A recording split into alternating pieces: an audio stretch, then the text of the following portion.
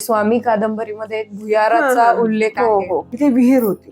त्या विहिरीला महिरपीचा आकार होता, विटांची महिरप केलेली होती. आणि पुढे विहिरीच्या पुढे असं हत्तीचं तोंड असलेलं किंवा घोड्याचं तोंड असलेलं अशी शिल्प होती. ते शिल्प ते डोणी, मग ते त्याच्यामध्ये पाणी काढून ठेवायचं आणि ते पाणी जनावरं घेत असायची. मग त्यांना विचारलं की हे, ते म्हणायचे इथे हे भुयार होतं. इथून ते शिरूरला बापरे. जाण्यासाठी, म्हणजे सैनिकांनी तिथून पळून जाण्यासाठी ते भुयार होतं. तर ते पूर्वीपासून त्या ठिकाणी ही महिरप आहे आणि हे आम्हाला काय माहिती, पण स्वामी कादंबरीमध्ये मात्र त्याचा उल्लेख आहे. जुन्नर तालुक्यामध्ये सर्वात सुंदर रचना असलेलं गाव म्हणजे आळे हे गाव. ते धनगर आळी, शिंपी आळी, ब्राह्मण आळी, वरची माळी आळी, खालची माळी आळी, ब्राह्मण आळी, मुस्लिम मोहल्ला, असे सर्व रचना आमच्या गावाची अतिशय सुंदर आहे. वेगवेगळ्या आडनावांची लोक तिकडे राहतात आणि तुम्ही आडनावांचा पण खूप सुंदर इतिहास पुस्तकामध्ये लिहिलाय. तर घाटातून जो काही व्यापारी माल घेऊन जातो, मग तो माल घेऊन जात असताना त्याला संरक्षण करण्याचं काम घाटपांडे करत असायचे. अतार लोक आहेत की मग त्यांनी घेतलं नाही, आमच्या घरात अत्तर तयार करायचे, म्हणून मग ते अत्तर. तर आता तुम्ही तुमच्या पुस्तकामध्ये एक छान वर्णन केलंय की जुन्नर तालुक्यामध्ये सर्वात सुंदर रचना असलेलं गाव म्हणजे आळे हे गाव. तर आणि अनेक वस्त्या असतील किंवा अनेक आळ्या आहेत परत. तर मग याच्याबद्दल पण तुम्ही लिखाण केलंय किंवा वेगवेगळ्या आडनावांची लोक तिकडे राहतात आणि तुम्ही आडनावांचा पण खूप सुंदर इतिहास पुस्तकामध्ये लिहिलाय. तर याच्याबद्दल सांगा, ही रचना कशी आहे आळ्याची आणि तिथली आडनावं किंवा त्यांचा जो उगम आहे, आपण म्हणूयात की ही आडनावं कशी आली, याच्याबद्दल पण तुम्ही सांगितलेलं आहे. तर त्याच्याबद्दल सांगा. तर घाटपांडे म्हणजे आळे गावामध्ये आहेत. तर घाटातून जो काही व्यापारी माल घेऊन जातो, मग तो माल घेऊन जात असताना त्याला संरक्षण करण्याचं काम घाटपांडे करत असायचे. घाटपांडे, मग ते घाटपांडे त्यांना ते नाव मिळालेले. त्यानंतर जी तेली आळी आहे, जी तेलाचा व्यवसाय करणारे जे आहेत, मग ते कर्डिले असतील, वावळ असेल, मग त्यांची त्या आळी.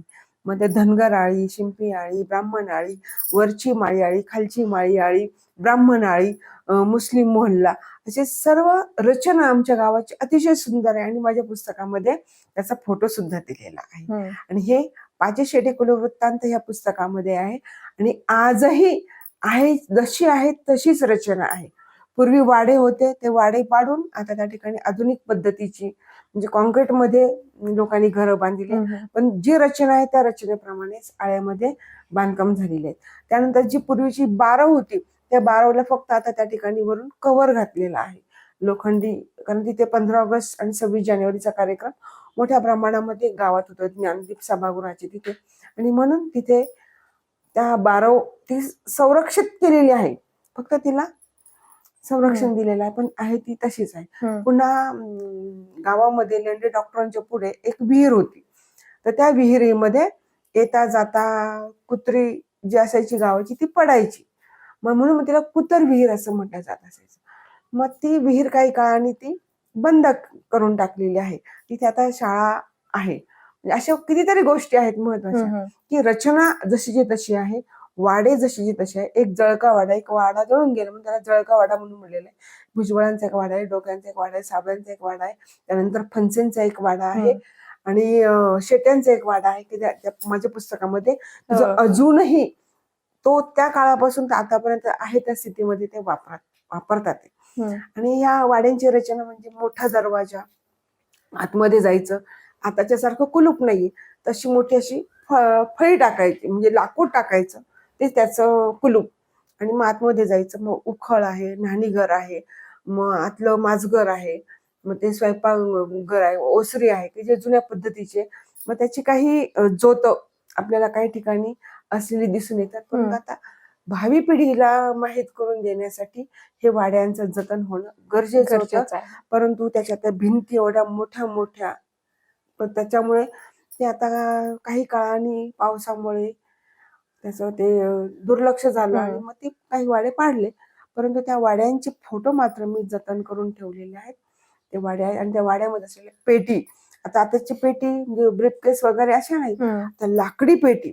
लाकडी पेटीमध्ये पेटीत आणखीन एक कप्पा, त्यामध्ये तिजोरी, आपली तिजोरी कपाटामध्ये आहे, पण त्या पेट्यांमध्ये, त्या साबळ्यांच्या वाड्यामध्ये, भुजबळांच्या वाड्यामध्ये तशा प्रकारची ती पेटी असलेली म्हणजे मला त्यांनी सांगितलं ती आहे. म्हणजे आपण म्हणू शकतो की पूर्वी म्हणजे आता इतिहासाच्या दृष्टीने आळे हे गाव खूप महत्वाचं आहे. खूप महत्वाचं कारण आहे. इतक्या जाती धर्मांचे लोक तिथे राहत आहेत, विविध आडनावांची लोक पण तिथे राहतात.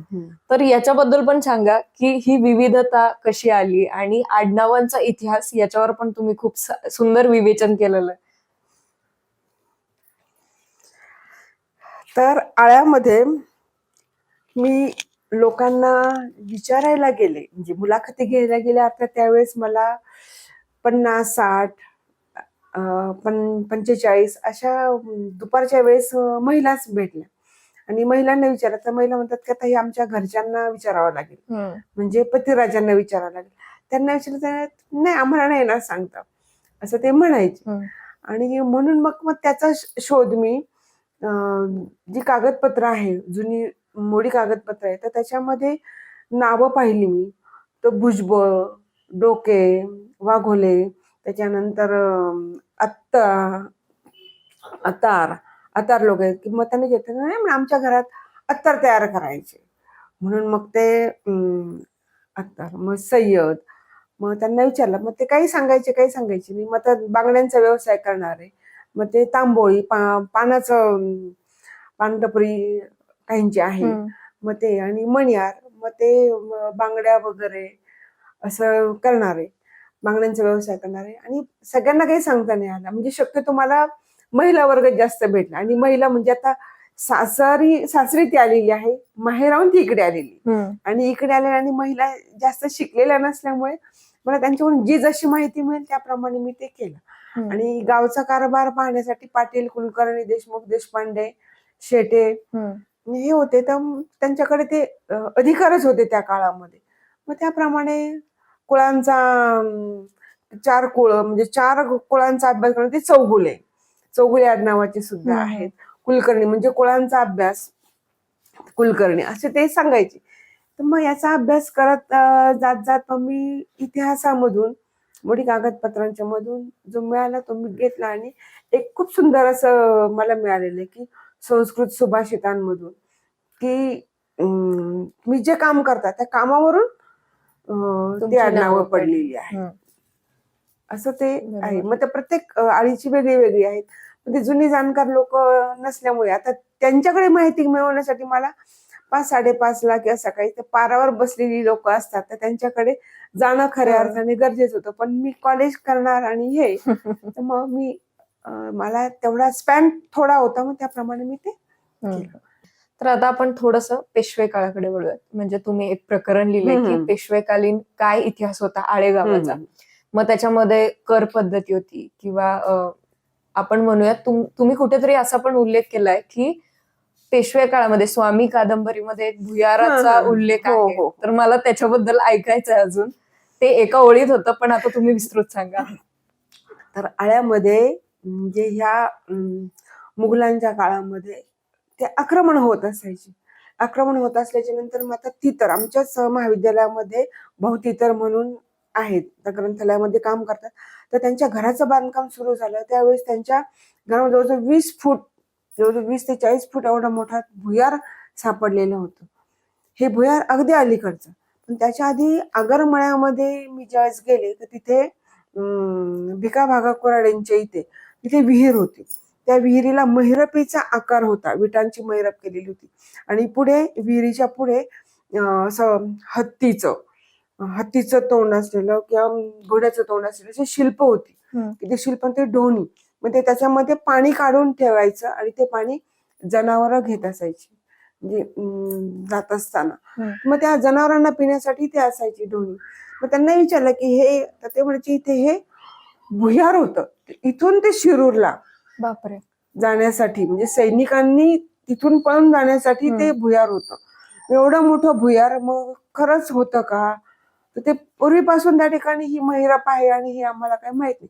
पण स्वामी कादंबरीमध्ये मात्र त्याचा उल्लेख आहे की ज्या वेळेस पिंपवंडीच्या पुलावर हे सैन्य येत असायचं, तर पहाटेची वेळ टाप टाप टाप टाप आवाज आल्याच्या नंतर त्याची चाहूल इकडे गावामध्ये लागायची. मग तिथून त्या भुयारामार्गे ते शिरूरकडे सैन्य पळून जात असायचं असा मला उल्लेख मिळालेला आहे. आणि आळेखिंडीतलं झालेलं जे युद्ध आहे ती सुद्धा आळेखिंड इकडची की इकडची असाही वाद लोकांच्या पुढे निर्माण झालेला होता. म्हणजे त्या काही प्रश्नांची उत्तरं मला मिळालेलीच नाही. का तर त्या काळातील लोकांनी आपापल्या गावचा इतिहास लिहून ठेवणं हे गरजेचं असतं. आता हा शोध पुढच्या भावी पिढीने घेणं गरजेचं आहे. कारण पेशवे दप्तरमध्ये जवळजवळ बरीचशी कोटींनी कागदपत्र ही तशीच आहेत. कारण मोडीचा अभ्यास करण्यासाठी कोणीच पुढे जात नाही. परंतु भावी काळामधील 21व्या शतकामधील या पिढीला हे चॅलेंज आहे की आपण अभ्यास करावा. मग फारसी असेल, मोडी असेल, या पर्शियन लिपींचा आपण अभ्यास केला तर किमान आपल्याला आपल्या गावचा तरी इतिहास लिहिता येऊ शकेल. बरोबर. ते संदर्भ तरी आपल्याला घेता येऊ शकेल. कारण आता सध्या कुणबी दाखले काढण्यासाठी मोडी अभ्यासकांना फार मोठी संधी प्राप्त झाली. आता आपण थोडस सामाजिक स्थितीकडे वळूयात. म्हणजे अगदी सुरुवातीपासून ते आतापर्यंत आळेगावाची सामाजिक परिस्थिती पाहिली तर ती कशी आहे याच्याबद्दल थोडस सांगा. आळ्या गावाची इतिहासाची जर पद्धती पाहिली तर आधी सुरुवातीला फक्त किती 1-1.5 रुपया फक्त खर्च एसटीने जाण्यासाठी पुण्याला होता. अशी जुनी म्हणजे माझे आजी सासू सासरे हे सांगतात. आज पाहिलं तर आता 100 रुपये भाडं आहे. म्हणजे हा एवढा बदल झालेला आपण पाहतो. 1993ला कॉलेजची स्थापना झाल्याच्या नंतर मग रिक्षा आली. म्हणजे मला सासरहून माहेरी जायचं म्हटल्यानंतर मग जीप गाडी येईल. जीप मध्ये बसून मी आळ्या फाट्याला येईल आणि आळ्या फाट्यापासून एसटी पकडेल आणि मग जाईल. त्यावेळेस फक्त 25 रुपये भाडं होतं. आणि आळे ते नारायणगाव त्या नगर नारायणगाव गाडीने आलं तर फक्त 3.5 रुपये भाडं होतं. 1990-91ची ही घटना आहे. आता हा बदल झालेला आहे. परंतु हा बदल होत असताना हळूहळू जे कॉलेज सुरू झालं, डी फार्मसी कॉलेज चालू झालं, आळे कॉलेज चालू झालं, नंतर हळूहळू पतसंस्था वेगवेगळ्या स्थापन झाल्या. आर्थिक प्रगती लोकांची झाली. आर्थिक प्रगती होत असताना कर्जबाजारी, कर्ज घेणं, सुधारणा करणं. आळे, संतवाडी, कोळवाडी या ठिकाणी जवळजवळ घराघरामध्ये शेतामध्ये गवत वगैरे करायचं आणि काहींच्याकडे 50, काहींच्याकडे 60, काहींच्याकडे 100 जर्सी गाया असायच्या. आणि जर्सी गायांपासून त्या ठिकाणी दूध संकलन करण्यासाठी दूध डेअरी स्थापन केलेली आहे की जेणेकरून धवल क्रांती झाली, दुग्ध क्रांती झाली. आणि हा एक चांगल्या प्रकारचा रोजगार त्या शेतकऱ्यांना मिळाला. आणि दूध डेअरीमधून त्यांना जे काही खाद्य वगैरे लागत असायचं जनावरांसाठी ते सुद्धा मिळत असायचं. म्हणजे हा एक अतिशय धवल क्रांतीचा हा मार्ग त्या काळामध्ये लोकांना मिळाला आणि त्यामुळे प्रगती त्यांची झाली. त्यानंतर मग महाविद्यालय सुरू झाल्याच्या नंतर मुलं पण शिकली. कारण पूर्वी 1993 पूर्वी 12वी झाली मुलं पुढे शिक्षणासाठी जात असायची, परंतु मुलींना शिक्षणासाठी जाण्याचा मार्ग पूर्णपणे बंदच होता. आणि म्हणून मग त्या काळामध्ये सिनियर महाविद्यालयाची स्थापना झाली की जी लग्न होत असलेली मुलगी शिकू लागली, ती पदवीधर झाली आणि पदवीधर झाल्याच्या नंतर मग वेगवेगळ्या क्षेत्रामध्ये तिने आपली स्वतःची प्रगती केली. आणि कॉलेजची स्थापना झाल्याच्या नंतर मग शिक्षण असेल, वेगवेगळ्या वसतिगृह असतील, खानावळी असतील, मग हे व्यवसाय सुरू झाले. मग या व्यवसायामुळे रिक्षा व्यवसाय असेल, त्यानंतर स्टेशनरीची दुकानं असेल, झेरॉक्सची दुकानं असेल, आर्थिक प्रगतीकडे मार्ग हा सुरू झालेला आहे. आणि गाव सुधारलं, लोकवस्ती सुधारली, समाज रचना सुधारली. समाजामध्ये असलेले विविध प्रकारचे जे काही सर्व जाती धर्मातील लोकांचे सण उत्सव जे असायचे सर्व सण उत्सवाने सर्व लोक एकत्रित येऊ लागले. मग ते बकरी ईद असेल, रमजान ईद असेल, त्या सर्वजण आमचे हबीब शेठ मणियार हे आमच्या संस्थेचे उपाध्यक्षच होते. मग रमजान ईद असेल, मग त्या सर्वांना त्या ठिकाणी शिरखुर्मा खाण्यासाठी सर्व हायस्कूल पासून तर सिनियर कॉलेज पर्यंत सर्वांना ते म्हणायचे की तुम्ही आलंच पाहिजे. आणि मग सर्व जाती धर्माचे जे जे काही असतील उत्सव, मग होलमचा असेल, काठीचा उत्सव असेल, सर्व जाती धर्माचे लोक एकत्रित येतात. मग खंडोबाचा असेल, मग खंडोबाची काठी आल्याच्या नंतर सुद्धा सर्व लोक एकत्रित असतात. आणि त्यामुळे जाती, धर्म, पंथ, भेद कोणत्याही प्रकारचे नाही. सर्वजण एक विचाराने, एक दिलाने एकत्रित आले. आणि शैक्षणिक विकास सुद्धा, सामाजिक विकास सुद्धा त्यांनी अतिशय चांगल्या प्रकारे केला की जेणेकरून कापड असेल, कापड घ्यायचं, शिंप्यांकडून शिवून घ्यायचं. त्यानंतर जे भांड्याची दुकान असेल त्यांच्याकडून भांडी घ्यायची, किराणा मालाची दुकानाकडून किराणा माल घ्यायचं. एकदा सुरू झालं की ह्या पेटीतून उभ्या पेटीमधून सर्व खरेदी करूनच मग व्यक्ती जाणार. आणि मग यांचीच दुकानं परत यात्रेच्या वेळेस सुद्धा तिथे असायची. म्हणजे संपूर्ण तालुका, संपूर्ण म्हणजे आजूबाजूचे जिल्हे, आजूबाजूचे जे परिसरातील लोक ह्या वरुथिनी एकादशीच्या निमित्ताने येत असायचे, की जेणेकरून नातेसंबंध सुद्धा मोठ्या प्रमाणामध्ये वाढत गेली, सामाजिक बांधिलकी वाढत गेली, समाजाचा विकास झाला. त्याचबरोबर आषाढी आणि कार्तिकी एकादशीला आळ्यातूनच दिंडी जाते. इकडे आळंदीलाही जाते आणि इकडे पंढरपूरलाही जाते. आणि त्या ठिकाणी म्हणजे पंढरपूरला सुद्धा तिथे आळ्यातून गेलेल्या दिंडीतील लोकांना राहण्यासाठी तिथे धर्मशाळा बांधलेली आहे. आणि आळंदीला सुद्धा आळेकरांची धर्मशाळा त्या ठिकाणी बांधलेली आहे. प्लस ज्यांची आळ्याच्या लोकांना जिथे गेल्याच्या नंतर इथे सुद्धा संपूर्णपणे तेव्हापासून तर आतापर्यंत अखंड हरिनाम सप्ताह तिथे चालू आहे. वीणा वादन सुद्धा चालू आहे. म्हणजे वेगवेगळे जे काही कथा कीर्तन प्रवचन वगैरे होतात ते सर्व उत्सव तिथे मोठ्या प्रमाणामध्ये साजरे होतात. आधी क तीर्थक्षेत्राचा दर्जा होता, आता ब तीर्थक्षेत्राचा दर्जा मिळाला आणि आता अ तीर्थक्षेत्राचा दर्जा मिळवण्याच्या तयारीमध्ये आमचं ज्ञानेश्वर देवस्थान ट्रस्ट मोठ्या प्रमाणामध्ये कार्य करीत आहे. आणि ह्या दिंड्या गेल्याच्या नंतर इथे संपूर्ण पंचक्रोशीतील लोक ज्यांना पंढरपूरला आळंदीला जाता येत नाही, ती वारी चुकते, तर ते आळ्याच्या मंदिरामध्ये येऊन रेडा समाधी मंदिराचं दर्शन घेतात. म्हणजे त्यांची ही वारी चुकत नाही, ती वारी चुकत नाही. प्लस महिन्यात 2 एकादशी असतात. अशा संपूर्ण वर्षभराची 24 एकादशी. आणि आळ्यामध्ये घराघरामध्ये एकादशी करणारे लोक आहेत. आणि आधी धान्य झाल्याच्या नंतर वरुथिनी एकादशीच्या साठी लोकांना त्या ठिकाणी अन्नदानासाठी ते जे भोजन द्यायचं, प्रत्येक घरोघर जायचे ट्रस्ट मधले लोक आणि धान्य गोळा करायचे. आणि धान्य गोळा करून मग त्या ठिकाणी ते एकत्रित लोकांच्या द्वादशीसाठी वापरत असायचे. आणि एकादशीच्या दिवशी तर जवळजवळ सकाळपासून तर संध्याकाळपर्यंत खिचडी मोठ्या प्रमाणामध्ये, जो येईल त्याला खिचडीचा प्रसाद हा मोठ्या प्रमाणामध्ये मिळतोच. हे तिथलंच जे अन्नदानाचं आहे. आता सध्या आळ्यामध्ये दर गुरुवारी दत्त मंदिरामध्ये आरती असते. आणि आरतीच्या वेळेस गावातीलच त्या ठिकाणी दानशूर व्यक्ती त्या ठिकाणी खिचडीचा प्रसाद देतात. त्यानंतर शनी मंदिरामध्ये सुद्धा शनिवारी आरती होते आणि तिथे सुद्धा तीर्थप्रसाद किंवा खिचडीचं जे काही अल्पहार असेल तो अल्पहार दिला जातो. त्याचप्रमाणे हनुमान मंदिरामध्ये सुद्धा अशा प्रकारे खिचडी दिली जाते आणि आरती केली जाते. असं हळूहळू आता हनुमान मंदिर, दत्त मंदिर आणि शनी मंदिर, आता माझी तशी अपेक्षा आहे की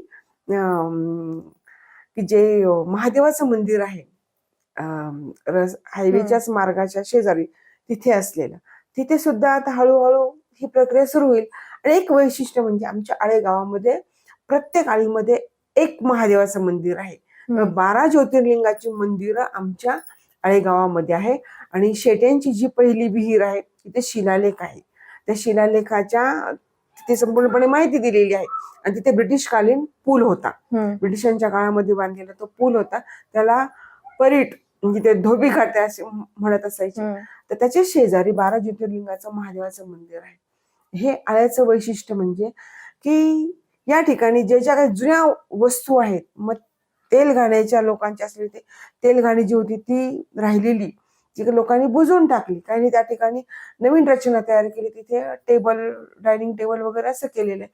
मी त्यावेळेस म्हणायचे की ह्या ज्या वस्तू आहेत ह्या वस्तू सगळ्या आपण एकत्रित एक असं म्युझियम तयार करू. त्या म्युझियम मध्ये पुढच्या पिढीला माहीत होण्यासाठी आपल्या गावामध्ये कोणते कोणते जुने ऐतिहासिक महत्वाचे जे वारसा जतन करण्यासाठीचे वस्तू आहेत ते वस्तू आपण तिथे ठेवावेत असा माझा मनोदय होता. परंतु चित्ररूपाने माझ्याकडे मी तो जतन करून ठेवलेला आहे. आणि मी पुढे कधी काळी म्हणजे पेपर मधून तर तो प्रसिद्ध केलेलाच आहे. मग आता ते घोंगडी तयार करण्यासाठी लागलेलं जे काही साहित्य आहे, मग ते चिंचुके भिजवून त्या ठिकाणी त्याचं ते संपूर्णपणे ते चाटण तयार करत असायचे. मग ते साहित्य त्या धनगराळीमध्ये ठिकठिकाणी मला पडलेलं दिसलं, त्याचे फोटो काढून मी आणलेले आहेत. मग तेलघाण्याचे तेच फोटो आणलेले आहेत. त्यानंतर फणसींचा वाडा आहे, त्या फणसींच्या वाड्यामध्ये असलेली दरवाज्यावरची असलेली जी काही गणेशपट्टी आहे, त्या गणेशपट्टीचा फोटो काढून आणलेला आहे. असे महत्वाचे जे काही ऐतिहासिक पैलू आहेत ते मी जतन करून ठेवलेले आहेत, की जे पुढच्या भावी पिढीला आपण ते देण्यासाठी महत्वाचं आपण देऊ शकू.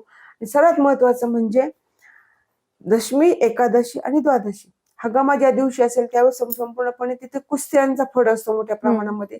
मग ते जे ठिकाण आहे ते अतिशय सुंदर आहे आळ्यामध्ये असते. त्याचा त्यानंतर पुढे स्टेडियम वगैरे करण्याचा विचार आहे, परंतु आजची जी स्थिती आहे तिथे ती खूप सुंदर आहे. आणि तिथे आधी छोटंसं मंदिर होतं, मंदिराच्या अवतीभोवतीची जागा सुद्धा कमी होती, परंतु वेगवेगळ्या भाविक लोकांनी जमिनी दान स्वरूपामध्ये दिलेल्या आहेत आणि त्यामुळे ते क्षेत्र मोठ्या स्वरूपामध्ये विस्तृत झालेलं आहे. आणि ही आळ्याची यात्रा म्हणजे एक अतिशय संसारिक, प्रापंचिक, अविस्मरणीय, वेगळ्या वेगळ्या ज्या काही व्यापारी लोक येतात, 25-30 वर्षे एका घराण्यातली लोक येतात, की त्या नगर जिल्ह्यातले असतील, नाशिक जिल्ह्यातले असतील आणि पुणे जिल्ह्यातले वेगवेगळ्या ठिकाणची लोक येतात. मग आर्थिक दृष्टिकोनातून आर्थिक संपन्नतेचं महत्वाचं साधन म्हणजे आमची आळ्याची यात्रा. तर मगाशी एक विषय माझ्याकडून राहिला, की जो माझा पण खूप आवडीचा विषय आणि तुमचा पण असेल, कारण तुम्ही पुन्हा एकदा मी म्हणेल की त्याच्यावर संशोधन पण केलंय, तो म्हणजे लोकसंस्कृतीतील स्त्री रूपे या टायटलनी तुम्ही एक चॅप्टर लिहिला पूर्ण. तर तुम्ही मगाशी पण म्हणालात की अनेक मला उत्सुकता निर्माण झाली जेव्हा या जुन्या जाणत्या स्त्रियांकडून मी अनेक गाणी ऐकली. तर आळ्यामध्ये काय स्थिती आहे किंवा आळ्यामध्ये अशी अनेक गाणी तुम्हाला सापडली असतील तर ती त्याच्याबद्दल सांगा. आळ्यामध्ये लोकांच्या घरोघर जाती म्हणजे दळण दळण्याचं जातं म्हणजे खूप मोठ्या स्वरूपामध्ये मला मिळालेलं आहे आणि अजूनही त्या महिलांच्याकडे ते आहे. आणि हळदीचा कार्यक्रम असेल त्यावेळेस त्या महिला एकत्रित येतात आणि ती गाणी गातात. परंतु पूर्वी पहाटे उठूनच त्या ठिकाणी अधुलीने अधुली 2 अधुली दळण महिला करत असायच्या. मग त्यावेळी त्यांची जी जात्यावरची जी गाणी आहेत त्यावेळी ती गाणी मला मिळाली. आणि एक चंद्रभागेला पडला वेढा, तर तिथे चंद्रभागेला गेलेले आहेत आणि त्या महिला धुणं धुतात. तर तिथे धुणं धुती आणि तिथं पांडुरंग उभा, म्हणजे ती महिला गेली, आता सकाळी गेलेली असेल किंवा संध्याकाळी गेलेली असेल तर त्या ठिकाणी ती धुणं धुते. तिच्यावर कोणतं संकट येऊ नये म्हणून पांडुरंग स्वतः उभा आहे. म्हणजे ही भीती मनामध्ये न ठेवता महिला धिटाईने धुणं धुण्यासाठी जातात आणि पांडुरंग त्यांचं संरक्षण करत आहे. अशा प्रकारची एक ओवी त्यामध्ये आहे. की मग बांगड्या भरायला गेली असेल, मग दिवाळीचा सण असेल किंवा दसऱ्याचा सण असेल किंवा जे काही आपले 12 महिन्याचे संक्रांतीपासून ते जवळजवळ होळीपर्यंतचे सर्व 12 महिन्याचे जे काही सण उत्सव आहे त्या सण उत्सवांच्या वेळेस महिलांनी म्हणलेली गाणी, घेतलेले उखाणे, त्यांचे उखाणे तर खूप मोठे मोठे आहेत आणि आताच्या आधुनिक महिलांना तर उखाणा हा प्रकारच माहित नाही. मग या जुन्या महिलांचे जे काही उखाणे आहेत त्या उखाण्यांच्या साह्याने त्यामध्ये मी त्याचं चित्रण केलेलं आहे, लिखाण केलेलं आहे. आधी उखळीच्या महादेवाचे तिथे नागपंचमीच्या वेळेस सर्व महिला गावातील आळे संतवाडी कोळवाडीच्या महिला येत असायच्या, तिथे झोके खेळायच्या, वारुळाचे तिथे फेर धरायच्या आणि गाणी म्हणायच्या. अतिशय सुंदर अशा प्रकारचा तो कार्यक्रम तिथे असायचा. त्यानंतर तिथे त्यांचं बांधकाम तिकडे सुरू झालं आणि मग आमच्या कॉलेजच्या तिथे एक 10-12 वर्षापासून आळ्याला आमच्या आळे महाविद्यालयामध्ये वेताळेश्वराचं मंदिर आहे. मग तिथे नागपंचमीच्या निमित्ताने सर्व महिला एकत्रित येतात, तिथे गाणी म्हणतात, फेर धरतात, झोके खेळतात, कॉलेजची मुलं पण मुली पण आणि गावातल्या सगळ्या महिला सुद्धा. त्यानंतर हळदी कुंकाच्या निमित्ताने, संक्रांतीच्या निमित्ताने वेगवेगळे जे काही विविध प्रकारच्या महिलांचे गट, बचत गट, महिला मंडळ, त्या महिला मंडळामधून सुद्धा महिला एकत्रित येतात की जेणेकरून काही सांस्कृतिक कार्यक्रम केले जातात, काही व्याख्याते बोलवले जातात आणि लोकमत सखी मंचच्या माध्यमामधून त्या हळदी कुंकू आणि लोकमतचा कार्यक्रम जवळजवळ त्या काळामध्ये जवळजवळ 1998-99 पासून ते जवळजवळ आतापर्यंत 2004-5 पर्यंत लोकमत सखी मंचचं मी काम करत होते आणि लोकमत सखी मंचचा मला महिलांना संग्रहित करण्यामुळे मला एक अतिशय सुंदर असा शैक्षणिक पुरस्कार मिळालेला आहे. तर तुम्ही तुमच्या पुस्तकामध्ये अनेक अशा वस्तूंचा उल्लेख केलाय की ज्या खूप जुन्या आहेत, म्हणजे रहाटगाडगं असेल, घंगाळा असेल किंवा इरलं अशा ज्या वस्तू आहेत तर त्या खूप जुन्या आहेत आणि त्या टिकून पण राहिल्या पाहिजेत. तर याच्यासाठी तुमचं काय विचार आहे की ह्या आपण कशा टिकून ठेवू शकतो आणि तुम्हाला अशा कोणकोणत्या वस्तू सापडल्या? सर्वात महत्वाचं म्हणजे आधी मोटेद्वारे शेतीला पाणी दिलं जात असायचं. मग ती मोटेद्वारे पाणी देताना तो शेतकरी गाणं म्हणत असायचा आणि बैल पुढे जात असायची आणि बैलांच्या जाण्याने त्यांच्या त्या घुंगराच्या आवाजाने ती गाणी तयार झालेली आहेत की जी जात्यावर ओवी गाताना पूर्वीच्या काळच्या महिला म्हणजे आताच्या 80-90 गाठलेल्या आहेत त्या महिला ती गाणी म्हणतात. म्हणजे स्मरणशक्तीनुसार काही कमी झालेली आहेत, काही जास्त झालेली आहेत, तर ती गाणी मला मिळालेली. त्यानंतर घरामध्ये देवघर, आता देवघर काहींच्या घरामध्ये अगदी छोटं फळीवर मांडलेलं आहे, पण तिथे विठ्ठलाची मूर्ती, निरांजन असेल, दगडी दिवा असेल, लांबन दिवा असेल, हे दिवे तिथे मिळाले. मग त्यांना विचारा हा दिवा कधी वापरता, तो दिवा.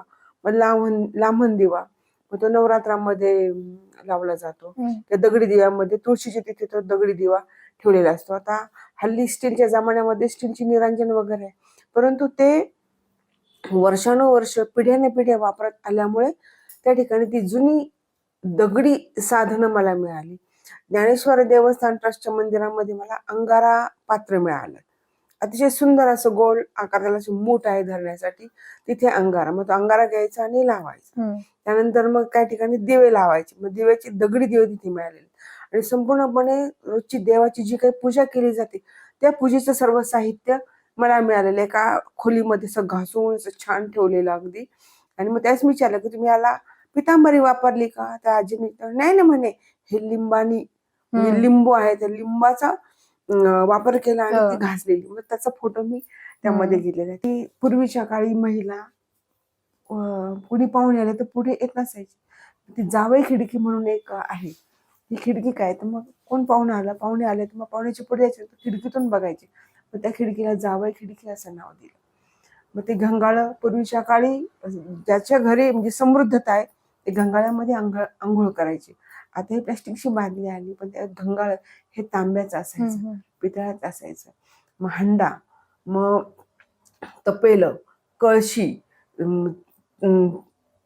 चौरी म्हणजे ती छोटीशी, मग ते पूर्वीच्या काळी दूध तर भरपूर असं त्यात दूध काढून आणलं की तसंच दूध प्यायचे.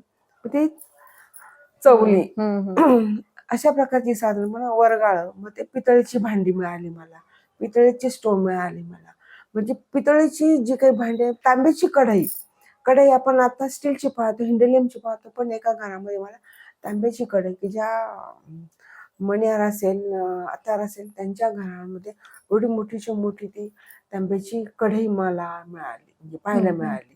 आणि त्यावर लिहिलेली नावं, पूर्वी छिन्नी हातोडीने नावं टाकली जात असायची, आता इलेक्ट्रिकनी नावं. मग मंदिरामध्ये मिळालेली घंटा, मग ती घंटा कोणी दिली, केव्हा दिली, काय दिली, त्याची तारीख त्यावर मिळते. असेच मंदिरामध्ये शिलालेख, मंदिरामध्ये असलेली ज्या काही भिंती होत्या त्या भिंतींवर रामायण महाभारतातील चित्र कोरलेली मला ती पाहायला मिळाली. आणि संतवाडीच्या एका महादेवाच्या मंदिरामध्ये तर भारत माता, संत ज्ञानेश्वर म्हणजे संत महंतांची भारत मातेचे चित्र, शिल्प त्या मंदिराच्या वरच्या कळसाच्या तिथे असलेली मला दिसून आली. म्हणजे हे शिल्पकला, कोरीव काम, त्याच्यानंतर विविध प्रकारचे शिल्प, जे हनुमान मंदिराचे तिथे सिंहाचे चित्र 2 व्यक्तींनी एका रात्री तयार केलेली आहेत, एकदम हुबेहूब. म्हणजे ही शिल्पकला दिसून आली.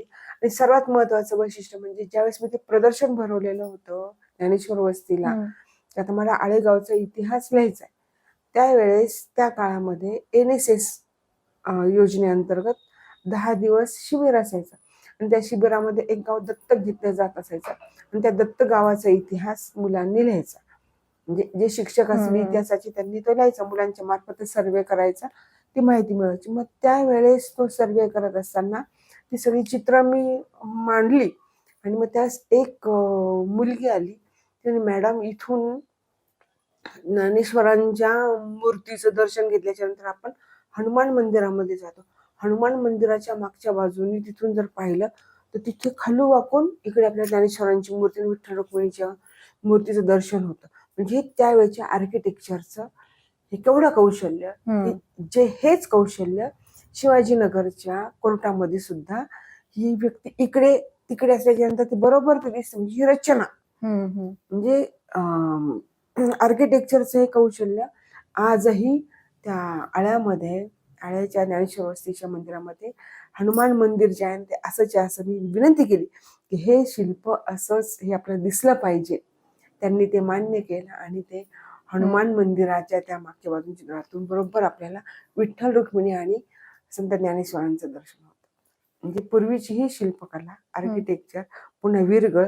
आता काही ठिकाणी घरातली व्यक्ती मरण पावल्याच्या नंतर आपल्या शेतामध्येच ते मागणी करतात की मला काही कुठे स्मशानभूमीत वगैरे काही नेऊ नका, तुम्हाला आपल्या शेतामध्येच मला तिथे अंत्यसंस्कार माझे करा. किंवा काही ना मिठामध्ये, आमचे वामन बाबा होते, आमच्या आजीचे वडील होते, तर त्यांना मिठाच्या याच्यामध्ये मीठ टाकून तिथे बसवलेलं, त्यांचं समाधी मंदिर तिथे बांधलेलं आपल्याला दिसून येतं, त्या आजी सासूंच्या वडिलांचं.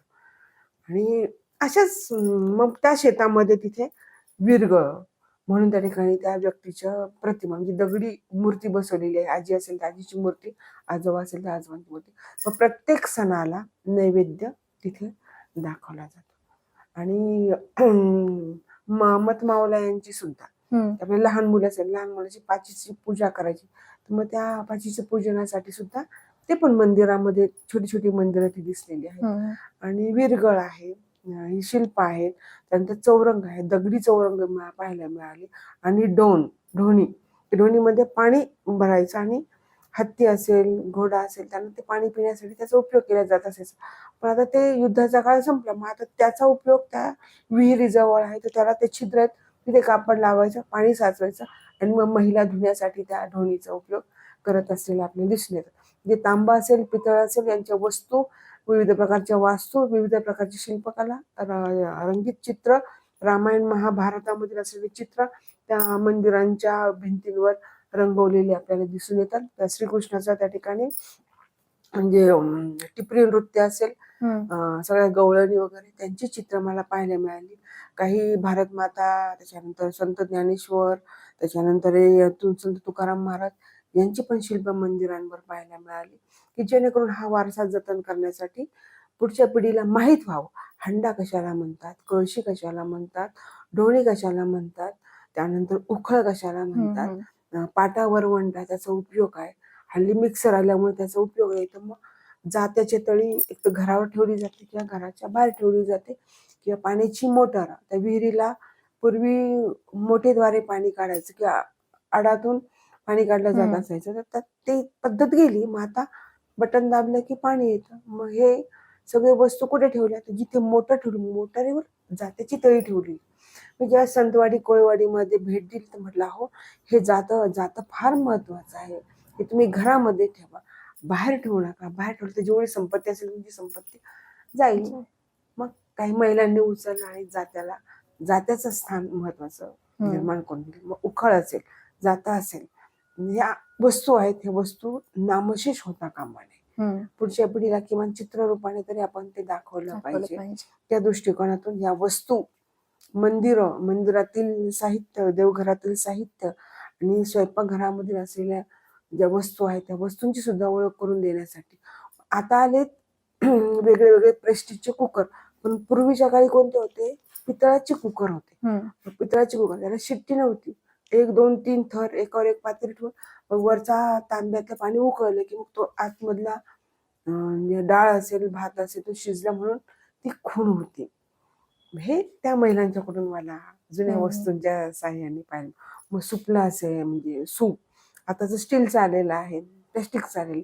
पूर्वीचं ते बांबूच्या काड्यांनी ते विणलेलं आणि त्याला शेणाने सारवलेलं, अशी सुद्धा सूप मिळाली. आणि इरलं जे आहे तर ते इरलं तांदळाची शेती करतात, तिथे सारखा पाऊस असतो, मग तिथे ते इरलं डोक्यावर घेऊन पावसामधून आपण एका ठिकाणाहून दुसऱ्या ठिकाणी जाऊ शकतो. किंवा मग पेरणी वगैरे करायची असेल त्यावेळेस ते वापरलं जातं. छत्री तर धरू शकत नाही, पण त्याच्या साह्याने स्वसंरक्षणासाठी अशा बऱ्याचशा वस्तू. मग ते आता आपली शृंगार पेटी आहे, पूर्वीच्या काही लाकडी सागवानाची पेटी असायची, त्या पेटीमध्ये आरसा, छोटा आरसा, फणी, मग ते गंध लावायचं, मग कुंकू लावायचं, मग ते मेण, कुंकवाचा करंडा, ह्या वस्तू सुद्धा त्या पेटीमध्ये, लाकडी पेटीमध्ये मला पाहायला मिळाल्या.